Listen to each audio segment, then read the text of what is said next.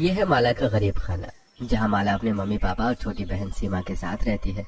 लेकिन सुबह के 7 बज गए हैं और कोई दिखाई नहीं दे रहा है। लगता है अभी तक सब सो ही रहे हैं। मम्मी पापा, खाना बस बन ही गया है, सिर्फ रोटियां सेकना है। जल्दी से हाथ मुंह धो लो, तब तक मैं थाली लगाती हूँ।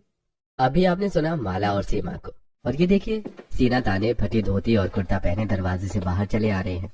उनके प्यारे पापा केदार और उनके पीछे है रफू की आग घूंघट संभालती हुई उनकी मम्मी लता। बाल्टी में रखे पानी से हाथ मुंह धोकर वो दोनों अंदर जाते हैं। अरे जल्दी से खाना परोस दे सीमा, खाना खाकर जल्दी से ईंट के भट्टे पर काम करने जाना है। 10 मिनट भी देर हो गई तो ठेकेदार आधे दिन के पैसे काट लेगा। तभी गैस खत्म हो जाती है। पीठ से फटा और रफू किया हुआ सलवार सूट पहनकर घर के अंदर गैस चूल्हे पर रोटी सेक रही माला और सीमा। ये क्या, इस गैस को भी अभी खत्म होना था। पापा काम पर बाद में जाना, पहले गैस टंकी भरवाने का इंतजाम करो। अरे ठेकेदार ने पिछले 1 महीने से मजदूरी नहीं दी, मेरे पास भी अभी 1 रुपया नहीं है, कहाँ से भरवाऊं गैस टंकी। सरकार बहुत गलत करती है। गैस कनेक्शन फ्री में दे दिया, गैस टंकी भी फ्री में दे दी, गैस चूल्हा भी फ्री में दे दिया, अब महीने भर का राशन भी फ्री में दे रही है, तो खाना पकाने का इंतजाम भी फ्री में कर देती। हम गरीबों से गैस टंकी के पैसे लेने की क्या जरूरत थी, वो भी फ्री में दे देते। गैस टंकी खत्म हो गई, खाना भी नहीं बना। अरे गैस टंकी भरवाने के पैसे भी नहीं है और तुमको हंसी आ रही है। तो क्या करूं, आप ही बताओ ना। क्या एक गरीब अपनी मजबूरी पर हंस भी नहीं सकता। मम्मी पापा, आप दोनों गैस टंकी की चिंता मत करो, दाल चावल पक चुका है, आप वो खाकर काम पर चले जाओ। और तुम दोनों क्या खाओगी? हम दोनों बहनें खाना बनाने के लिए आग जलाने का इंतजाम करने जा रही हैं। चल सीमा। चलो दीदी, लेकिन कुल्हाड़ी लेना मत भूलना। तुम दोनों बहनें जंगल जाओगी, वो भी अकेले? तो फिर और कहाँ से आग जलाने का इंतजाम होगा? और हम दोनों बहनें कभी अकेली नहीं होती, हमेशा साथ में ही होती हैं। और फिर हम दोनों के साथ कुल्हाड़ी भी रहेगी। इतना बोलकर माला कोने में रखी कुल्हाड़ी उठाती है और सीमा को अपने साथ लेकर घर से बाहर निकलती है। ये गरीबी भी कितना मजबूर कर देती है। जवान बेटियां अकेले जंगल जा रही हैं और उनका ये बेबस बाप कुछ नहीं कर सकता, क्योंकि अगर मैं काम पर नहीं गया तो ठेकेदार मेरी पूरे महीने की मेहनत मार सकता है। आप रोइए मत जी, परेशान मत होइए। भगवान हमारी परीक्षा ले रहा है, हमारे भी दिन बदलेंगे, हम भी कभी इस गरीबी से बाहर निकलेंगे। वो दोनों एक दूसरे को गले लगा लेते हैं और दर्द आंसुओं से बहने लगता है। कुछ देर बाद वो दोनों खुद को संभालते हैं और बिना खाए घर के दरवाजे पर ताला लगाकर चाबी दरवाजे के पास रखे पत्थर के नीचे रखकर गांव के बाहर ईंट के भट्टे पर मजदूरी करने चले जाते हैं। जंगल की तरफ जाती हुई माला और सीमा भी गांव ही नहीं पूरे जिले के सबसे रईस व्यक्ति प्रताप जी की हवेली के सामने से पहुंच जाती है। वो हवेली लाल बलुआ पत्थर से बनी महल जैसी थी, जिसके सामने का दरवाजा बहुत बड़ा था और उसकी पहरेदारी 2 वॉचमैन करते रहते थे। हवेली के दरवाजे को देखकर सीमा, इस दरवाजे के पीछे एक अलग ही दुनिया है, जहाँ रहने वाले राजा महाराजाओं की तरह रहते हैं, जिन्हें न खाने की चिंता न कमाने की। उनका पहनावा ऐसा होता है कि बड़े बड़े हीरो हीरोइन भी उनके आगे पानी कम चाहे हैं। काश हम दोनों बहनें भी इसी दरवाजे के पीछे पैदा हुई होती तो। चल अब सपनों की दुनिया से बाहर निकल और जल्दी जल्दी कदम बढ़ा, अभी हमें घर वापस आकर खाना भी बनाना है। माला की आवाज हवेली की छत में खड़े राजवीर के कानों पर पड़ी। वो तुरंत छत पर ही हवेली के सामने से गुजरने वाले रास्ते की तरफ आकर माला को देखने लगा। माला की नजर भी उस पर पड़ी और फिर वो सीमा के साथ जंगल की तरफ चली गई। जंगल में बहती नदी के पास माला को एक सूखा पेड़ दिखा। उस पर चढ़कर कुल्हाड़ी से माला उसकी टहनियां काटने लगी। सूखी टहनियां इकट्ठी करती हुई सीमा बोली, दीदी मुझे बहुत भूख लगी, थोड़ा जल्दी करो ना। कर तो रही हूँ, अब कितना जल्दी करूँ। तभी माला की नजर नदी के किनारे लगे जंगली बेरी के पेड़ पर पड़ती है। माला पेड़ से उतरकर सीमा को उस जंगली बेरी के पेड़ तक ले जाती है। आज इस पेड़ ने मेरी जान बचा ली, नहीं तो दीदी लकड़ियों के साथ साथ तुम्हें मेरी लाश भी घर लेकर जानी पड़ती। इतनी भूख लगी थी मुझे। नौटंकी कहेंगी, चल अब जल्दी से खाते हैं, अभी बहुत काम बाकी है। दोनों बहनें जंगली बेरियां खाकर फिर से सूखे पेड़ के पास जाती हैं। माला पेड़ पर चढ़कर सूखी टहनियां काटने लगती है। सीमा उन्हें इकट्ठा करके 2 गड्ढे बनाती है। कुछ दिनों तक खाना बनाने का इंतजाम तो हो गया। इधर जंगल में माला और सीमा ने जलाऊ लकड़ियों का इंतजाम कर लिया था। इधर ईंट के भट्टे पर गिरी मिट्टी सान रही लता और ठेकेदार आनंद को देखकर, ठेकेदार साहब मैं बहुत परेशानी में हूँ, घर चलाना मुश्किल हो रहा है। आपने पिछले 1 महीने से मेरी और मेरी पत्नी की मजदूरी नहीं दी है। अभी मेरे पास पैसे नहीं है, बाद में तुम्हारा हिसाब कर दूंगा। पिछले 1 महीने से आप यही बोल रहे हो कि पैसे नहीं है, हमारे भी बाल बच्चे हैं, हमें भी घर चलाना होता है। अगर तुझे मुझ पर भरोसा नहीं है तो कल से काम पर आने की कोई जरूरत नहीं है। इतना बोलकर ठेकेदार वहाँ से चला जाता है। निराश और मजबूर लता और आनंद अपना काम करने लगते हैं। सीमा और माला जंगल से जलाऊ लकड़ियां लाकर आंगन में रखकर दरवाजे के पास रखे पत्थर के नीचे चाबी से निकाल कर ताला खोलती है। अब जल्दी से नहाकर खाना बनाने की तैयारी कर दे, बहुत भूख लगी है। तू एक काम कर, नल से पानी ले, तब तक मैं लकड़ियाँ एक तरफ जमा करके खाना बनाने की तैयारी करती हूँ। सीमा दोनों बाल्टियां लेकर गांव के चौराहे पर लगे नल में पानी भरने जाती है। नल के पास पहले से ही पुनिया, कंचन और बबीता खड़ी होती हैं। कंचन, तुझे पता है प्रताप जी अपने मंझले बेटे राजवीर की शादी करना चाहते हैं और उसके लिए उन्होंने एक से बढ़कर एक इतनी सारी लड़कियां देखी, लेकिन राजवीर हर लड़की को ये बोलकर रिजेक्ट कर देता है कि इसकी नाक बड़ी है, इसकी नाक छोटी है, ना जाने नाक से उसे क्या लेना देना है। राजवीर को दिक्कत लड़कियों के नाक से नहीं है बल्कि लड़कियों से ही है। मेरे पति प्रताप जी के यहाँ ही नौकरी करते हैं। उन्होंने बताया कि आजकल राजवीर किसी लड़की के ख्यालों में खोया रहता है, उसी की वजह से उसे कोई लड़की पसंद ही नहीं आती। भगवान जाने कौन है वो खुशनसीब लड़की जिसके ख्यालों में वो खोया रहता है। मुझे तो लगता है जरूर राजवीर उसी से शादी करेगा। शायद वो लड़की इसी गांव की है, क्योंकि मेरे पति बता रहे थे कि अक्सर राजीव हवेली की छत से रास्ते से आती जाती एक लड़की को देखता रहता है। उन तीनों की बातें सुनकर सीमा बाल्टी में पानी भरकर घर पहुंचती है। आंगन में रखे चूल्हे पर रोटियां सेक रही माला से सीमा उन तीनों की कही बात दोहराती है। दीदी, कहीं राजवीर चुपके चुपके तुम्हें तो नहीं देखता रहता है ना? तुम भी तो अक्सर उसकी हवेली के सामने से आती जाती रहती हो। फालतू बकवास ना कर, नहीं तो अभी एक थप्पड़ पड़ेगा। पूरा दिन मजाक करती रहती है। दीदी, मेरी बात सुनकर अब शर्मा क्यों गई? कहीं आप भी तो आते जाते राजवीर को? तो उसके बारे में मत सोच, तू अभी सिर्फ ये सोच कि घर में राशन कहाँ से आएगा, क्योंकि सरकारी अनाज मिलने में अभी 10 दिन बाकी है और घर पर राशन सिर्फ 2 दिन का ही बचा है। दीदी, हमारी ये परेशानी तो हर महीने की है, पापा कुछ न कुछ व्यवस्था कर लेंगे। मस्ती मजाक करते हुए माला रोटियां सेक लेती है। फिर दोनों बहनें नहाकर फटे पुराने सलवार सूट पहनती हैं और सुबह का बना दाल चावल और रोटियां खाकर बैठी लता और केदार के घर आने का इंतजार करने लगती हैं। शाम होते ही दोनों बहनें आंगन में झाड़ू लगाने लगती हैं। तभी एक दूसरे की झाड़ू में फंसकर दोनों के सूट फट जाते हैं। ये क्या हो गया सीमा? इसे बोलते हैं गरीबी में आटा गीला। मेरा दिल कहता है कि आज मम्मी पापा को उनकी मजदूरी मिल जाएगी और शाम को घर आते वक्त वो राशन भी ले आएंगे। उनके घर आने के बाद हम उनसे नए सूट लेने को कहेंगे। काश ऐसा ही हो। शाम को लता और केदार दुखी और निराश घर लौटते हैं। उनके उदास और दुखी चेहरे देखकर माला, लगता है मम्मी पापा को आज भी पैसे नहीं मिले, इसीलिए परेशान है। मैं अपने फटे हुए सूट के बारे में बताकर इन्हें और परेशान नहीं करूंगी। जैसे तैसे रात और अगला दिन बीत जाता है, लेकिन ठेकेदार लता और केदार की मजदूरी नहीं देता। फिर वो दोनों उसी के पास ईंट के भट्टे पर काम करने जाते हैं। फटे फ्रॉक सूट पहने झूठे बर्तन साफ कर रही माला रफू किया सलवार सूट पहने सीमा से, सीमा, राशन सिर्फ आज का ही बचा है और ये बात हम मम्मी पापा से नहीं बता सकते, नहीं तो वो और परेशान हो जाएंगे। दीदी, तुम सही कह रही हो। ठेकेदार की वजह से वो पहले से ही परेशान है। राशन वाली बात बताकर हम उन्हें और परेशान नहीं कर सकते। अब हमें कुछ सोचकर राशन का इंतजाम करना होगा। बेर ले लो, बेर, खट्टे मीठे बेर। माला सड़क की तरफ देखती है तो उसे दिखते हैं सिर पे बेर से भरी टोकरी रखे शंभू काका। शंभू काका को देखकर माला को जंगल वाला बेरी का पेड़ याद आता है। सीमा, हम दोनों बहनें भी बेर बेचेंगी, कुछ दिन के राशन का इंतजाम तो हो ही जाएगा। मैं समझ गई दीदी, अभी झूला लेकर आती हूँ। घर में ताला लगाकर दोनों बहनें जंगली बेरियां तोड़ने जंगल की तरफ चल देती हैं। लेकिन राजवीर की हवेली के सामने गांव वालों की भीड़ देखकर रुक जाती हैं। ये गांव वाले आज इतनी सुबह यहाँ क्या कर रहे हैं? जरूर आज हवेली में किसी का जन्मदिन या कोई शुभ कार्य होगा, तभी तोहफे मिलने की उम्मीद में गांव वाले सुबह से यहाँ जमा हो गए। दोनों बहनें हवेली के दरवाजे के पास पहुंचकर देखती हैं कि हवेली का दरवाजा खुला हुआ है। चलो ना दीदी, चलकर देखते हैं कि अंदर यहाँ क्या हो रहा है। सीमा और माला हवेली के अंदर जाकर देखती हैं कि शाही शेरवानी पहने राजवीर, जोधपुरी सूट पहने प्रताप, कोट पैंट पहने शिव और इंडो वेस्टर्न शेरवानी पहने सूरज गांव वालों को मिठाइयाँ, रुपए और कपड़े बांट रहे हैं।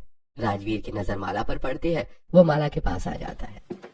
दीदी देखो ना, ये लोग गांव वालों को कितना कुछ दे रहे हैं, हम भी ले ले क्या? रुपए, कपड़े और खाने का इंतजाम हो जाएगा। तू ऐसा सोचना भी मत। याद है ना पापा क्या कहते, हम भले ही गरीब हैं लेकिन इतने भी मजबूर नहीं कि किसी की दी हुई खैरात ले लें। भगवान ने खुदारी के अलावा हमें कुछ भी नहीं दिया, एक ही चीज है जो हमसे कोई नहीं छीन सकता। कुछ देर के लिए मैं पापा की कई बात भूल गई थी। दीदी अच्छा हुआ तुमने मुझे याद दिला दिया। चलो अब जल्दी से बेरिया तोड़ लाते, बेरिया बेचकर कुछ रुपए मिल ही जाएंगे। दोनों बहनें वहाँ से जाती हैं। राजवीर उनकी बातें सुनकर उनके पीछे जाता है। गरीब होकर भी कितनी खुददार है। अभी तक मुझे इसकी बाहरी खूबसूरती दिखती थी, लेकिन अब मुझे पता चला इसका मन भी खूबसूरत है। लेकिन ये जा कहाँ रही है, पता लगाना पड़ेगा। राजवीर उन दोनों के पीछे पीछे जंगल में बेरी के पेड़ के पास पहुंचता है और नदी के किनारे एक पेड़ के पीछे छुपकर उन्हें बेरियां तोड़ता हुआ देखता है। तभी उसका पैर फिसलता है और वो नदी में जाकर गिरता है। पानी के डर और तैरना न आने की वजह से नदी में डूबता हुआ घबराया राजवीर, बचाओ बचाओ, मुझे तैरना नहीं आता, बचाओ। उसकी पुकार सुनकर माला तुरंत नदी में छलांग लगा देती है और उसे खींचकर नदी से बाहर निकालती है, लेकिन तब तक राजवीर बेहोश हो जाता है। अरे ये तो राजवीर है। सीमा तू एक काम कर, जल्दी से हवेली जा और वहाँ से मदद लेकर आ, तब तक मैं राजवीर का ध्यान रखती हूँ। माला की बात मानकर सीमा भागकर हवेली जाती है। माला राजवीर का पेट दबाकर फेफड़ों से भरा पानी बाहर निकालती है। कुछ देर बाद राजवीर को होश आता है। तुम वही लड़की हो ना जिसने मेरी जान बचाई? तुम्हारा नाम क्या है? माला अपना नाम बता पाती उससे पहले ही सीमा हवेली से मदद लेकर आ चुकी थी। उसके साथ राजवीर के पिता प्रताप, बड़े भाई शिव, छोटा भाई सूरज और 2 नौकर अभय और विशाल थे। अभय और विशाल, जल्दी से राजवीर को उठाकर एम्बुलेंस तक ले जाओ। आनंद फानन में राजवीर को हॉस्पिटल ले जाया जाता है। जल्दबाजी में कोई भी दोनों बहनों का परिचय नहीं ले पाता। माला और सीमा भी बेरियां तोड़कर वहां से गांव चली आती हैं। गांव में घूमकर बेरियां बेचकर अपने लिए कुछ दिनों के राशन का इंतजाम करती हैं। कुछ दिन हॉस्पिटल में रहने के बाद राजवीर भी ठीक होकर घर वापस आ जाता है। राजवीर अपने आलीशान कमरे के बेड पर लेटा हुआ है और उसके पास सिंपल साड़ी पहने उसकी माँ जया, भाभी गुड़िया, सिंपल गाउन पहने उसकी छोटी बहन ज्योति और कुर्ता पायजामा पहने उसके पापा प्रताप, बड़े भैया शिव और छोटा भाई सूरज खड़े हैं। भगवान ने तुम्हें नई जिंदगी दी है बेटा, लेकिन तुम वहाँ जंगल में करने क्या गए थे और नदी में गिरे कैसे? मॉम, मुझे वो लड़की बहुत अच्छी लगती है। उसी के पीछे मैं जंगल में गया था और उसी को देखते हुए मेरा पैर फिसला और मैं नदी में जा गिरा। उसी लड़की ने मेरी जान बचाई है। लेकिन वो लड़की है कौन? डैड, मैं उसके बारे में कुछ नहीं जानता, सिर्फ इतना जानता हूँ कि वो इसी गांव की रहने वाली बेहद ही गरीब लड़की है। मुझे लगता है वो लड़की तुम्हें सिर्फ पसंद ही नहीं बल्कि उसके लिए तुम्हारे मन में कोई और बात भी है। यस मॉम, मैं उससे शादी करना चाहता हूँ। अगर ये बात है तो हम भी उसी लड़की से तुम्हारी शादी करेंगे, लेकिन क्योंकि उसने अपनी जान की परवाह किए बिना ही तुम्हारी जान बचाई है। लेकिन जब तुम उसके बारे में जानते ही नहीं हो तो उसे ढूंढेंगे कैसे? मैंने उसका चेहरा देखा है। डैड, तो फिर हम एक काम करते हैं, पूरे गांव में ये अनाउंस करवा देते हैं कि जिस भी लड़की ने राजवीर की जान बचाई है हम उसे बहुत बड़ा इनाम देना चाहते हैं। इनाम के लालच में वो लड़की जरूर आएगी और राजवीर उसे पहचान लेगा। ये आइडिया बहुत अच्छा है, तो फिर आज ही पूरे गांव में अनाउंस करवा दो। चलो इसी बहाने अब हम फिर से पहले जैसे डिजाइनर कपड़े तो पहन सकेंगे। देवर जी के हॉस्पिटलाइज्ड होने के बाद घर की रौनक ही चली गई थी। पूरे गांव की गलियों में घूम घूम कर विशाल, सुनो सुनो सुनो, सभी गांव वालों सुनो, जिस भी लड़की ने छोटे मालिक राजवीर जी की जान बचाई है उसे बड़े मालिक प्रताप जी बहुत बड़ा इनाम देना चाहते हैं। इसलिए वो लड़की जो कोई भी हो जल्दी से जल्दी हवेली में आ जाए। सुनो सुनो सुनो। विशाल की आवाज गांव के हर घर तक पहुंचती है। नल में पानी भर रही पुनिया, कंचन और बबीता उसकी अनाउंसमेंट सुनकर, इसकी बात तो से लग रहा है कि जिस लड़की ने राजवीर की जान बचाई उसका चेहरा राजवीर ने नहीं देखा और वो कौन है ये भी वो नहीं जानता, इसीलिए तो अनाउंसमेंट हो रही है। यही अच्छा मौका है मोटा इनाम पाने का। तो तू भी वही सोच रही जो मैं सोच रही हूँ, और नहीं तो क्या, किस्मत आजमाने में क्या जाता है। तो फिर तीनों सहेलियां अपनी किस्मत आजमाती। राजवीर ने उस लड़की का चेहरा देखा ही नहीं तो हम झूठ बोल रही हैं, ये कोई कहेगा ही नहीं, तो पकड़ जाने की कोई चिंता ही नहीं है।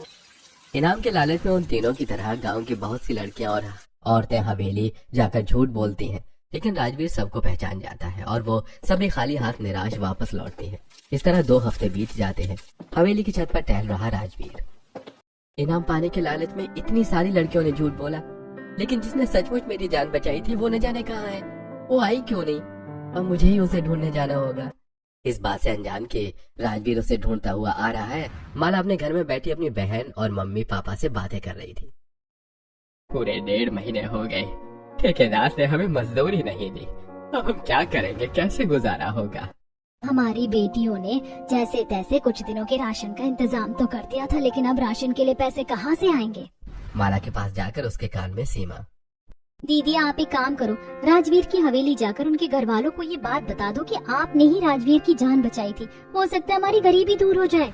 मैं ऐसा नहीं कर सकती, मैंने किसी इनाम के लालच में राजवीर जी की जान नहीं बचाई। दोनों बहनों को कान में बतियाते देखकर केदार, अरे तुम दोनों बहनें इनाम के लालच में हवेली जाने का तो नहीं सोच रही हो ना। नहीं पापा, सीमा मुझसे पूछ रही थी कि खाना कौन बनाएगा और पानी लेने कौन जाएगा। ठीक है दीदी, मैं जाकर नल से पानी ले आती हूँ, तब तक तुम खाना बनाने की तैयारी करो। दोनों बहनें बड़ी होशियार से बात पलट देती हैं। सीमा बाल्टी लेकर जैसे ही नल के पास पहुंची, वैसे ही ब्लेजर पहने राजवीर उसके पास आता है। अरे तुम वही लड़की हो ना जो उस दिन उस लड़की के साथ थी जिसने मेरी जान बचाई थी? हाँ मैं वही लड़की हूँ और मैं उसे भी अच्छी तरह जानती हूँ। तो फिर प्लीज मुझे बताओ ना वो लड़की कौन है और कहाँ रहती है, मैं उससे मिलना चाहता हूँ। वो लड़की मेरी बड़ी बहन माला है, भले ही आप उससे मिलना चाहते हो लेकिन वो आपसे नहीं मिलना चाहती। लेकिन क्यों? सीमा राजवीर से माला की कही बात दोहराती है। ठीक है, अगर वो मुझसे नहीं मिलना चाहती तो मैं ही उससे मिलने का कोई और रास्ता निकाल लूंगा। इतना बोलकर वो वहाँ से अपनी हवेली चला जाता है और पानी लेकर सीमा भी अपने घर चली जाती है। हवेली पहुंचकर हॉल में रखे शाही सोफे पर शाही पोशाक पहने अपने मॉम डैड से राजवीर माला के बारे में सब कुछ बताता है। गरीब होकर भी इतनी खुददारी, एक तरफ जहाँ इनाम पाने के लालच में गांव की सब लड़कियां झूठ बोल गईं, तो दूसरी तरफ वो लड़की खामोश रही। अब तो वही हमारे घर की बहू बनेगी। उसी दिन प्रताप जी और जया जी घर के नौकरों के साथ शगुन लेकर माला के घर पहुंचते हैं। जया जी ने शाही लहंगे के साथ मैचिंग ज्वेलरी पहनी हुई थी और प्रताप जी ने भी शाही जोधपुरी कोट पहना हुआ था। अभय ने फलों से भरी टोकरी पकड़ी थी, विशाल ने साड़ियों से भरी हुई थाली, आशीष के हाथ में मिठाइयों से भरी हुई टोकरी थी, तो कमल ने शाही लहंगा और ज्वेलरी से भरी थाली पकड़ी थी। अपने घर में अचानक उन लोगों को देखकर केदार, अरे आप तो प्रताप जी है ना? जी मैं वही हूँ। लेकिन आप इस तरह अचानक मेरे घर में? मेरे बेटे की जान किसी और ने नहीं बल्कि आपकी बेटी ने बचाई थी, लेकिन न जाने क्यों उसने ये बात छुपाई। मेरा बेटा आपकी बेटी को बहुत पसंद करता है और उससे शादी करना है। मैं और मेरी पत्नी उसी का रिश्ता लेकर आपके घर आए हैं।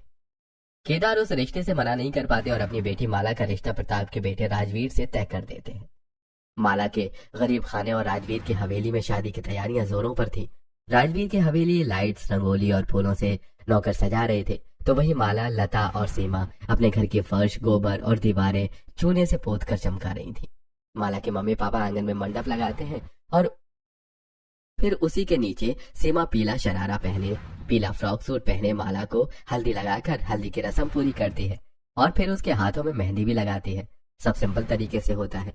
तो वहीं दूसरी तरफ राजवीर की हवेली में सभी रस्में शाही तरीके से होती हैं। हवेली के गार्डन में मेहंदी का अलग स्टेज और हल्दी का अलग स्टेज लगा था। पीली ड्रेस पहने हल्दी के स्टेज में राजवीर के सभी घर वाले सबसे पहले उसे हल्दी लगाते हैं और फिर मेहंदी के स्टेज में हरी ड्रेस पहनकर उसकी मेहंदी की रस्म पूरी करते हैं।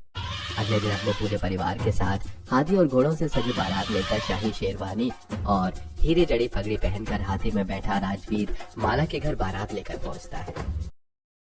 जया, गुड़िया और ज्योति ने सोने की जरी वाले शाही लहंगे और उनके मैचिंग ज्वेलरी जैसे कमरबंद, पायल, बाजूबंद, कंगन, चूड़ियां, अंगूठियां, झुमके, बेंदी और बालों में गजरा लगाए हुए थी। तो वहीं प्रताप, शिव और सूरज ने कोट पैंट और हीरे जड़े साफे बांधे थे। राजवीर की शाही बारात देखने के लिए पूरा गांव माला के घर में इकट्ठा था। ऐसी शाही बारात मैंने आज तक नहीं देखी। माला की तो किस्मत खुल गई, राजा महाराजाओं से कम नहीं लग रहा राजवीर। सभी गांव वालों के मुंह पर सिर्फ माला और राजवीर का ही नाम था। तभी माला अपने घर से सोने की जरी वाला हीरों से जड़ा दुल्हन का लहंगा पहने बाहर निकलती है। उसने भी जया, गुड़िया और ज्योति की तरह ही गहने पहने हुए थे। सभी रीति रिवाजों से माला और राजवीर की शादी होती है और फिर ओपन कार में माला की विदाई होती है। माला के स्वागत में हवेली का दरवाजा फूलों से सजाया गया था और वहां से लेकर हवेली तक लाल कारपेट बिछा था जिस पर गुलाब की पंखुड़ियां फैली हुई थी।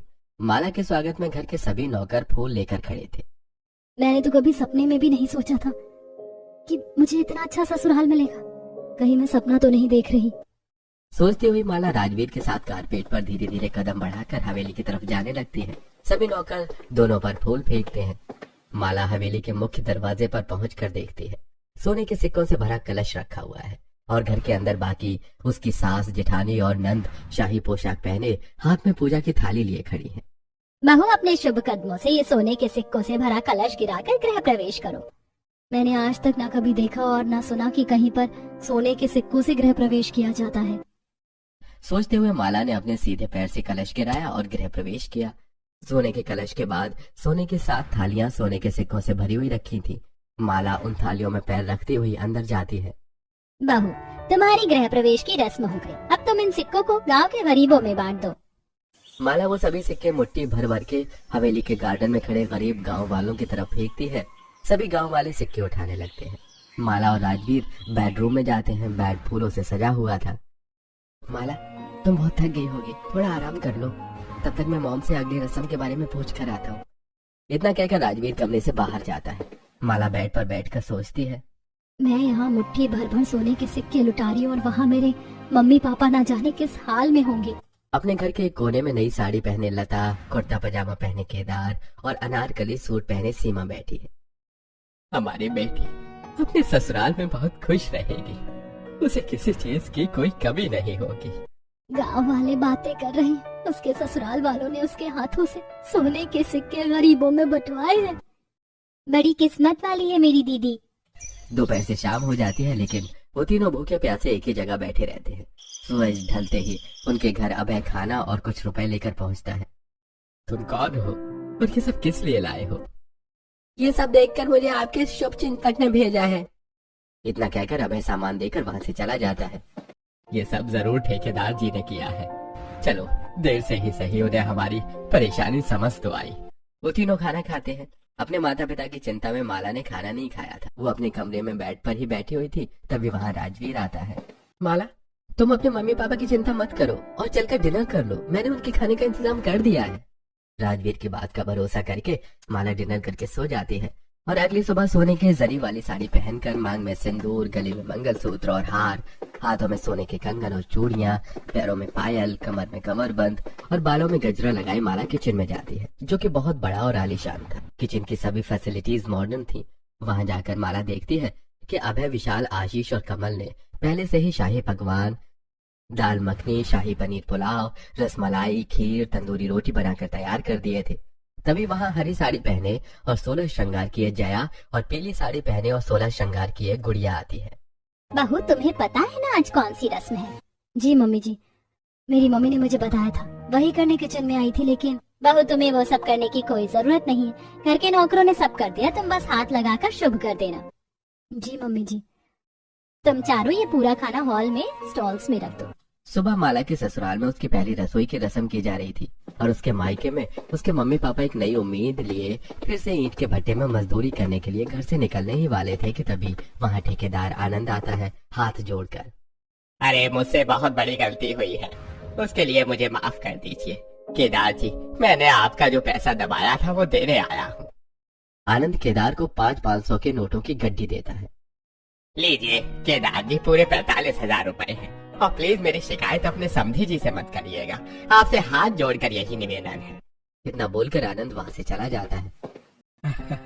अच्छा, तो इस हृदय परिवर्तन की वजह मेरे समधी साहब हैं। इधर 1.5 महीने की मजदूरी मिलने पर केदार खुश थे और इधर माला के ससुराल में उसकी पहली रसोई की रस्म की तैयारी शाही तरीके से चल रही थी। हॉल में अलग अलग फूड स्टॉल्स लगे हुए थे, जिनमें नौकरों द्वारा बनाए हुए सभी पकवान रखे थे। वहाँ जया, गुड़िया गाउन पहने, ज्योति कोट पैंट पहने, राजवीर, प्रताप जी, सूरज और शिव हाथ में सोने की कटोरी और चम्मच पकड़े बड़ी बेसब्री से माला के खाना शुभ करने का इंतजार कर रहे थे। माला एक एक करके सभी खाने के बर्तनों को हाथ लगाती है। उसके बाद माला के सभी ससुराल वाले फूड स्टॉल्स में से कुछ न कुछ लेकर खाते हैं। बहू, तुम्हारे हाथों में तो जादू है। तुम्हारा हाथ लगते ही खाने का स्वाद बहुत बढ़ गया। चाबी और प्रॉपर्टी के पेपर देते हुए, ये लो तुम्हारी पहली रसोई का गिफ्ट। मैंने तुम्हारे लिए शहर में एक बहुत बड़ी हवेली बनवाई है। माला चाबी और प्रॉपर्टी पेपर लेती है। बहू, अब गिफ्ट देने की बारी मेरी है। डायमंड नेकलेस देते हुए, ये लो मेरी तरफ से डायमंड नेकलेस। इसे मैंने खास तुम्हारे लिए जयपुर से ऑर्डर किया है।